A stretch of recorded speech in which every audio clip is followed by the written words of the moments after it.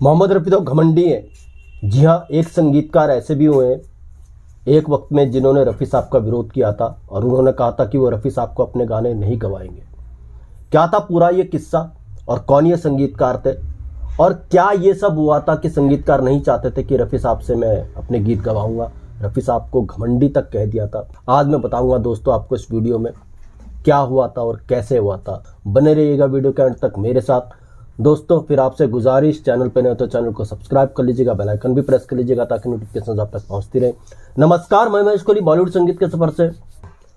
एक संगीतकार जो रफ़ी साहब के बहुत करीब रहे हैं, रफ़ी साहब को काफ़ी ये मानते थे।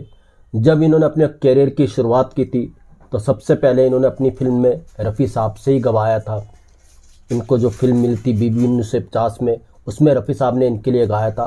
तो रफ़ी साहब को काफ़ी मानते थे ये संगीतकार। मगर रफ़ी साहब की प्रोफेशनल लाइफ को अगर देखें, उसके अंदर भी इस संगीतकार की भी एक अहमियत रही है। जी हाँ दोस्तों, वो कैसे, इसको थोड़ा सा समझना पड़ेगा। दोस्तों जब रफ़ी साहब इंडियन फिल्म इंडस्ट्री के अंदर आए थे, प्लेबैक सिंगिंग करने आए थे, तो उस दौर में होता क्या था, जितने भी सिंगर्स थे रफ़ी साहब से पहले वो सब लो पिच पे गाया करते थे और संगीतकार भी उसी तरीके की धुनें बनाया करते थे उन गायकों के लिए, उन प्लेबैक सिंगर्स के लिए। मगर जब से रफ़ी साहब ने गाना शुरू किया, प्लेबैक देना शुरू किया, तो रफ़ी साहब हाई पिच पे भी गा लिया करते थे। रफ़ी साहब की पिच की कोई सीमा नहीं थी। तो खैर साहब, जब से रफ़ी साहब आए तो हर संगीतकार की क्रिएटिविटी को जैसे पंख लग गए।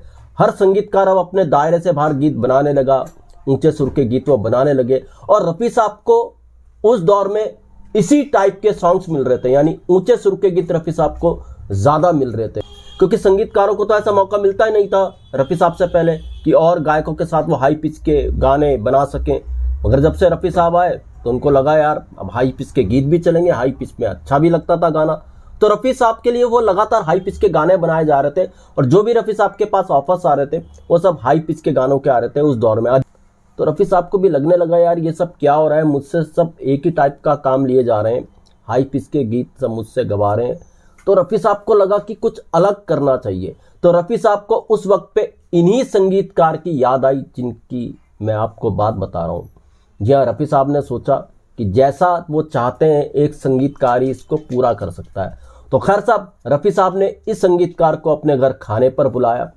खाना वाना चल रहा था तो रफ़ी साहब ने अपने दिल की बात इस संगीतकार के आगे रखी। रफ़ी साहब ने कहा देखिए मुझे कुछ बना दीजिए। अब जब रफ़ी साहब ने ये कहा, उस दौर में जब रफ़ी साहब के ना आगे कोई ना पीछे कोई, रफ़ी साहब बहुत बड़ा नाम बन चुके थे, जब रफ़ी साहब ने ऐसा कहा मुझे कुछ बना दीजिए, तो इस संगीतकार के पैरों तले जैसे ज़मीन खिसक गई। यार ये क्या बोल रहे हैं रफ़ी साहब, इतने बड़े सिंगर होकर के इतनी बड़ी बात बोल रहे हैं कि मुझे कुछ बना दीजिए। मतलब मोहम्मद रफ़ी ये बात को कह रहा है कि मुझे कुछ बना दीजिए। संगीतकार को एक पल तो लगा यार ये कोई मजाक है। तो उन्होंने रफ़ी साहब को कहा अरे आपको कैसे बना सकते हैं साहब, आप तो मोहम्मद रफ़ी हो, मैं कैसे आपको क्या बना सकता हूँ।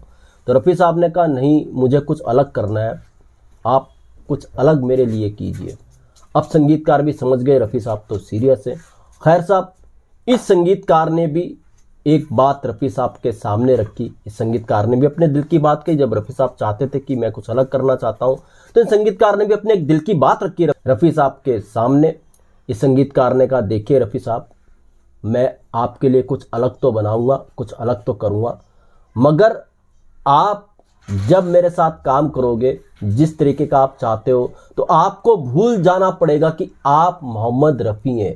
अब ये भी बहुत बड़ी बात थी साहब जो इस संगीतकार ने रफ़ी साहब के आगे कहती। मतलब रफ़ी साहब उस दौर में, यही संगीतकार ने कई इंटरव्यूज में कहा है, रफ़ी साहब जिसके आगे दुनिया झुक रही हो और रफ़ी साहब कह रहे हैं मुझे कुछ बना दीजिए। फिर संगीतकार ने भी कहा मेरे साथ काम करने की बात कही है तो मैं भी संगीतकार हूँ भाई, आपको भूलना पड़ेगा कि आप मोहम्मद रफ़ी हैं। और रफ़ी साहब ने खुशी के साथ इस बात को कबूल भी कर लिया कि जी हाँ, आप जैसा कहेंगे मैं वैसा ही कुछ करूँगा, मगर आप मेरे लिए कुछ अलग कीजिए। खैर साहब, फिर इस संगीतकार ने रफ़ी साहब के लिए कुछ गज़लें, कुछ भजन कंपोज किए और रफ़ी साहब को 2 महीने तक इसकी प्रैक्टिस कराई। अब इतनी टफ प्रैक्टिस रफ़ी साहब ने इन गज़लों, इस भजनों की। उस प्रैक्टिस के दौरान रफ़ी साहब जैसे बिजी सिंगर, उनके कई कॉल्स भी आए होंगे, मगर रफ़ी साहब ने कहते हैं फ़ोन कॉल्स भी अटेंड नहीं की उस वक्त में जब वो इस संगीतकार के साथ रिहर्सल्स कर रहे थे।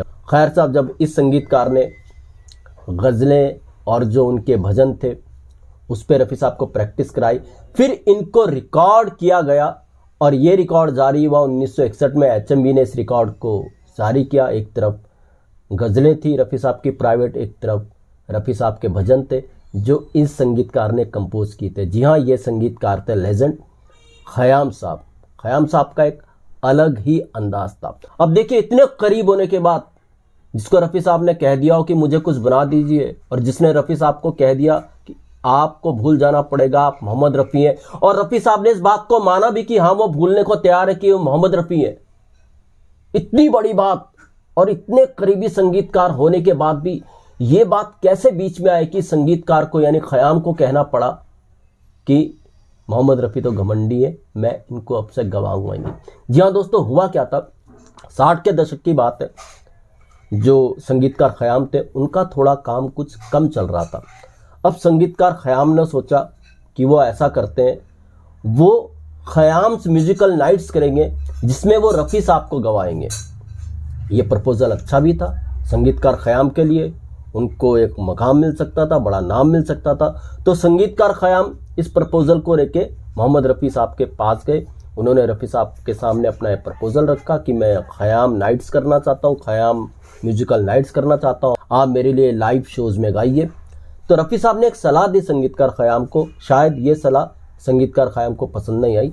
रफ़ी साहब ने संगीतकार ख़याम को कहा, देखा ख़याम साहब, पहले आप अपने काम पर ध्यान दीजिए, एक अलग नाम बनाइए अपना, उसके बाद हम साथ काम करेंगे, इसमें कोई शक नहीं है।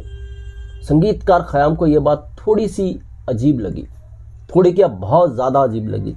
संगीतकार ख़याम ने रफ़ी साहब को कहा, अरे क्या मैं शंकर जैक्सन से कम हूँ? क्या मैं संगीतकार रवि से कम हूँ? क्या मैं रोशन से कम हूँ जो मैं ऐसा नहीं कर सकता? ऐसे उदाहरण फिर संगीतकार ख़याम ने रफ़ी साहब के सामने रखे, जिनका जवाब शायद रफ़ी साहब के पास नहीं था। मगर संगीतकार ख़याम को रफ़ी साहब की ये जो राय थी वो नागवार गुजरी। संगीतकार ख़याम अच्छा खासा नाराज़ हो गए थे रफ़ी साहब से, और संगीतकार ख़याम ने फिर एक फ़ैसला लिया कि अपने संगीत निर्देशन में वो रफ़ी साहब को नहीं गवाएंगे, रफ़ी साहब की जगह वो महेंद्र कपूर को गवाएंगे। और काफ़ी सालों तक फिर संगीतकार ख़याम ने रफ़ी साहब के साथ काम नहीं किया। संगीतकार ख़याम ने यहाँ तक कह दिया था उस वक्त में कि रफ़ी साहब तो मोहम्मद रफ़ी तो घमंडी है। इस बात का जिक्र रफ़ी साहब की जो बड़ी बहू है, उन्होंने जो किताब लिखी है माई अब्बास, शायद यही किताब का नाम है, उसमें भी इस बात का जिक्र किया है कहीं ना कहीं। तो खैर साहब, संगीतकार ख़याम ने एक दूरी बना ली थी रफ़ी साहब से, और काफ़ी सालों तक ये दूरी कायम थी संगीतकार ख़याम की तरफ से। मगर रफ़ी साहब तो रफ़ी साहब थे। 70 का दशक आया, संगीतकार ख़याम के पास अच्छा खासा काम भी आने लगा। तो कहते हैं जब अच्छा खासा काम भी आया शुरुआती दौर में संगीतकार ख़याम के पास, तब भी उन्होंने रफ़ी साहब को नहीं गवाया। मगर जब थोड़ा आगे चले संगीतकार ख़याम, तो उनको महसूस होने लगा कि रफ़ी साहब के बिना पूरा संगीत नहीं हो सकता। कई गीत ऐसे बने संगीतकार ख़याम से जिसमें संगीतकार ख़याम को लगा कि यार इन गीतों को तो मोहम्मद रफ़ी ही आवाज़ दे सकते हैं। खैर साहब, फिर संगीतकार ख़याम रफ़ी साहब के पास आए, रफ़ी साहब से बात हुई और ये बातचीत फिर कामयाब हुई। रफ़ी साहब तो बुरा मानते नहीं थे, और इस तरीके से मिड 70 के बाद संगीतकार ख़याम के साथ रफ़ी साहब ने काम करना शुरू किया, और एक से एक यादगार गीत उन्होंने संगीतकार ख़याम के संगीत निर्देशन में दिए सालों बाद। मगर ये सच है दोस्तों, 60 के दशक में संगीतकार ख़याम नाराज़ हो गए थे रफ़ी साहब से। उनको लगता था रफ़ी साहब उनके लिए म्यूजिकल नाइट्स नहीं करेंगे, उनको लगता था रफ़ी साहब शायद घमंडी हैं, जो कि बात बिल्कुल गलत थी। मगर बाद में संगीतकार ख़याम को रफ़ी साहब के साथ काम करना ही पड़ा। तो दोस्तों, ऐसे किस्से में आपके लिए लेकर के आता रहूँगा। मैं इसको लिखो, दीजिएगा इजाज़त। Goodbye, good luck and take care.